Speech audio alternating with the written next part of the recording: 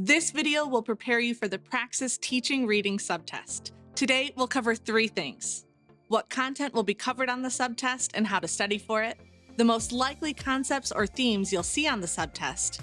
We're also going to look at a few practice questions. For our full study guide, click the link right here or the one in the description. More information about that at the end of this video. First, let's go over our subtest structure. Teaching reading is the first of 4 subtests in this Praxis exam. It will assess whether you have the content knowledge necessary to enter an elementary classroom and teach reading effectively. You'll be asked to answer 80 selected response questions in 110 minutes. While some questions will assess your content knowledge, many will be scenario-based. This means not only do you need to know the material, but you also have to apply it to teaching situations to uncover the best answer. Each selected response question falls into one of 5 subtest categories: phonological and phonemic awareness and emergent literacy, phonics and decoding, vocabulary and fluency, comprehension of literary and informational text, and written expression. Those categories cover a lot of territory, but each has a descriptive statement providing more detail to guide your studying. To narrow your focus even more, we'll review a key concept from each category and break down a practice question. Let's jump in. Where better to start than Category 1? The first category is phonological and phonemic awareness and emergent literacy, which means understanding the effective development of early reading skills. It's easy to confuse phonological and phonemic awareness, so let's clear that up first. Think of phonological awareness as an umbrella. It's an awareness of all the spoken parts of language, including words, syllables, and sounds. Phonemic awareness falls under that umbrella and focuses on the sounds or phonemes of individual words. On this exam, the phonemic awareness standard includes understanding phoneme-grapheme correspondence, isolating and deleting phonemes in words, and manipulating phonemes. Developing students' phonemic awareness is key to setting them up for early reading success. Some students pick these skills up naturally, while others need teacher explanation, modeling, guided practice, and corrective feedback. You'll also assess their skills by watching their progress in applying phonemic skills independently. English language learners will need special attention to develop phonemic awareness, especially when there are phonemes in English that are not part of their native language. Students develop phonemic skills in a predictable progression: isolation, blending, segmentation, addition, deletion, and substitution. Pose questions like this to help students isolate individual phonemes. What's the first sound in tip? It's t. What's the last sound in tip? It's p. What's the middle sound? Eh. When blending phonemes, ask them to put all the sounds t, eh, p together to make tip. In phoneme segmentation, go the other way. Ask, what sounds do you hear in the word? For tip, it's t, eh, p. Now, let's move on to phoneme manipulation. When adding phonemes, ask, what does it sound like when you add s? Answer, tips. Or delete phonemes, like taking the t away to make it. Or substitute phonemes, swapping the t for s to turn tip into sip. Instead of working on one word at a time, focus on one skill using various words. You can play thumbs up, thumbs down for isolating sounds, or use Alconen boxes with colored tokens for sound awareness. Like when using the word shoe, students move 2 tokens to represent the 2 sounds, sh and oo. Let's try a practice question. Which activity is most appropriate for teaching phoneme blending to first graders? A. The teacher says k, a, t, and asks students to blend the sounds together and say cat. B. The teacher asks students to say the first sound in the word dog. C. The teacher says bat and asks students to remove the b sound. Or D, the teacher says hat and asks students to change the sound to to make mat. The correct answer is A. This activity directly engages students in phoneme blending by asking them to connect the individual sounds to form a whole word. Next, let's look at Category 2, Phonics and Decoding. You'll be assessed on how to teach students the nuts and bolts of reading words independently, including phonics instruction, decoding strategies, and word analysis. Phonics instruction connects the sounds in language to their written symbols. In other words, we're helping students associate sounds with letters and letter patterns. On this exam, the phonics standard includes letter-sound correspondence, decoding regular and irregular words, and spelling patterns and rules. Students will use these phonics skills to decode words when reading and to encode words when writing. Phonics knowledge helps students improve their reading and spelling skills. Provide opportunities for students to read texts that use words with newly taught sound-letter rules. Encourage students to use new phonics skills in writing and hold them accountable for previously learned patterns.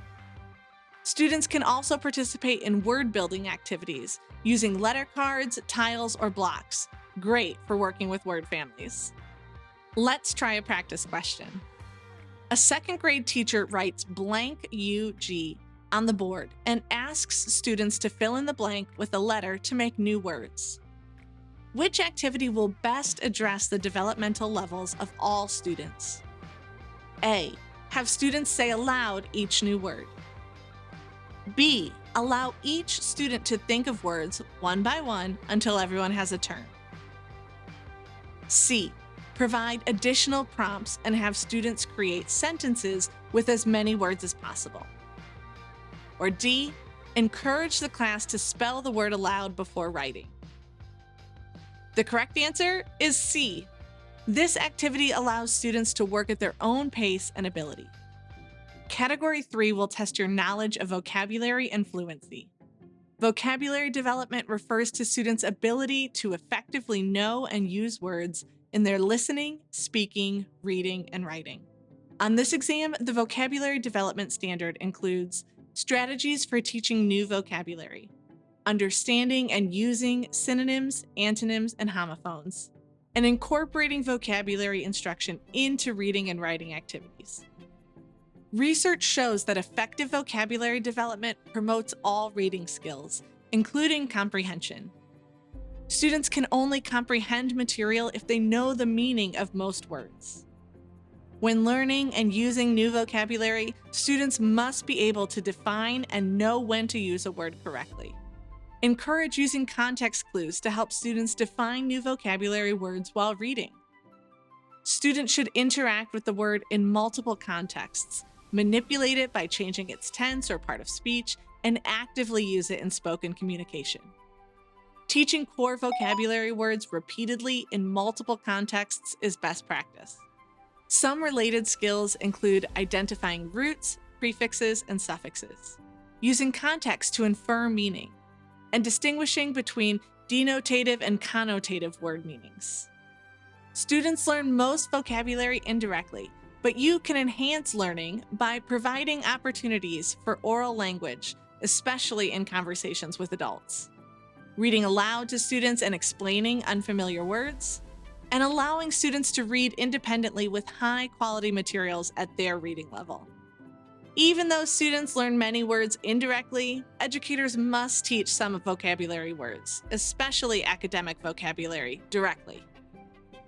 Some strategies for teaching direct vocabulary include pre-teach unfamiliar words before reading, focus on words supporting the big ideas to improve comprehension, and provide ways to actively engage students with new vocabulary, such as graphic organizers like concept maps.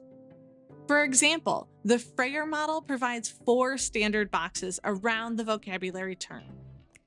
Another method is having students add new vocabulary to a dictionary or journal, paraphrasing the definition or drawing pictures to help them remember. It's not helpful for students to simply copy definitions from a dictionary. Context matters. Here's a practice question. A teacher's goal is for students to learn challenging words that will be key to their understanding of a class reading assignment. Which activity best addresses this goal? A. Use context clues during the assignment. B. Provide a graphic organizer for each word. C. Use dictionaries during class. Or D. Assign vocabulary definitions for homework. The answer is B. A graphic organizer encourages students to interact with the words, which is a great pre-reading strategy. Category 4, Comprehension of Literary and Informational Text, takes us from foundations of reading to comprehension and analysis. You'll be assessed on identifying story elements in literary texts versus main ideas and supporting details in informational texts.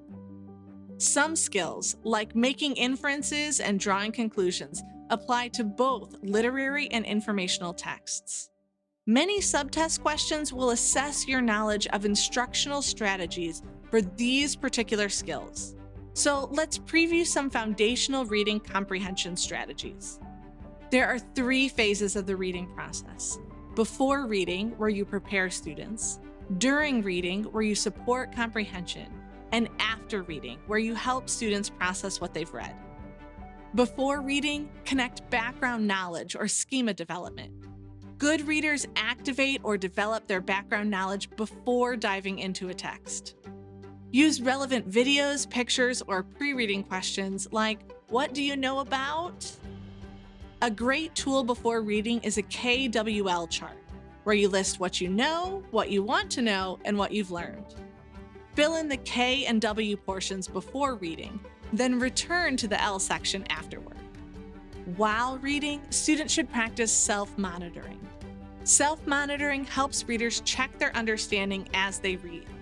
If they struggle, students can use fix-up strategies, like paraphrasing difficult passages, skimming back or forward in the text, asking for help, or visualizing what they're reading. Good readers ask questions while they're reading. Teachers should provide opportunities for students to ask and answer text-dependent questions. Provide questions or have students generate their own. Graphic organizers help students visually map the structure of a text or make connections between ideas. Examples include sequencing maps, concept maps, and Venn diagrams. After reading, students should summarize the context, pulling together important information and paraphrasing it in their own words. Use prompts like "somebody wanted," "but," "so," "then" to guide students.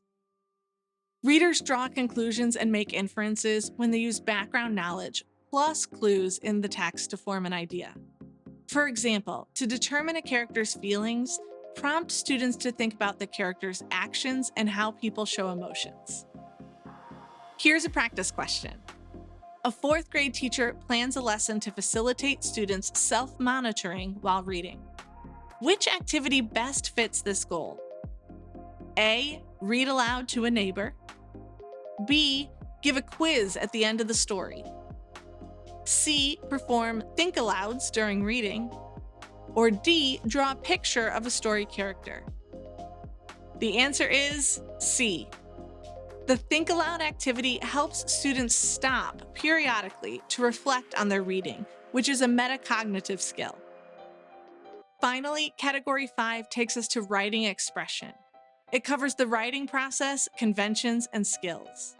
You'll need to understand foundational writing skills, like crafting clear and coherent sentences and paragraphs, using descriptive language and varied syntax, considering audience and purpose, plus how to teach these skills effectively. An integral part of teaching writing is providing effective feedback and enabling students to self and peer edit. Effective feedback should be balanced. Students need to know what they did well and what to improve. Specific, students need clear next steps. And timely, students need time to apply feedback. Use rubrics to guide feedback and provide examples of strong student writing as models. Encourage students to revise ideas and organization first. Mechanics come last. Self and peer assessment are also critical to writing development. Let's try one more practice question. Ms. Johnson gives students a lesson on writing an introductory paragraph. After drafting, students perform peer reviews. Which component of effective writing feedback should Ms. Johnson emphasize? A, feedback should be specific. B, focus on the mechanics. C, correct all issues. Or D, feedback should be timely. The answer is A. Specific feedback provides students with clear next steps for improvement. Congratulations on finishing the video. If you found it helpful, give it a like. There is still plenty more to learn. Did you know that our study guide has hundreds of practice questions? If you really want to make sure you're prepared for the Praxis 7002 subtest, take the next step and subscribe to the 240 study guide. It has hours of videos, so you can watch or listen while doing chores. It is test-aligned, so you know precisely what you need to study. And it has hundreds of practice questions, so you can be sure you're ready.